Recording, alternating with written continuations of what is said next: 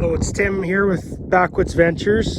Sorry about the wind, but I had a request here to do a quick video of the hydraulic setup for an EcoPro 300 when you add a 2520 infeed and a table. So in this case it's an RR103, but if you have an RR102 or RR106, they'll both come with the double valve hydraulics.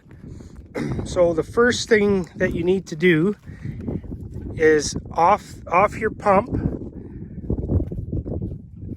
This hose here, originally when you first get it, will be connected right here. So you pull that off and you put it on this side.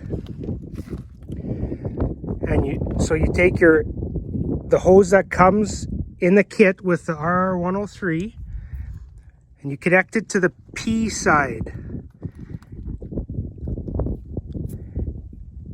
So then what you do to run your hydraulics, so on this side we have these two lines here, and this is controlling both infeeds. We want them to pull at the same time. So what you do is you go out to this side of the hydraulic motor, or out on this side, and when you go out, you go back into the same side as this motor. So out and then back into this side on that motor, and then you come back out all the way to the same side as you left, but go to the bottom or the top. And that way when you go up with your lever or down, it'll go in or out with your infeeds.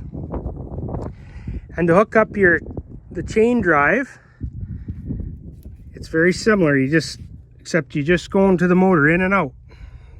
So you go out to one side and back into the other. And if you've hooked this one up right and this side to P, everything should work just as you want it to.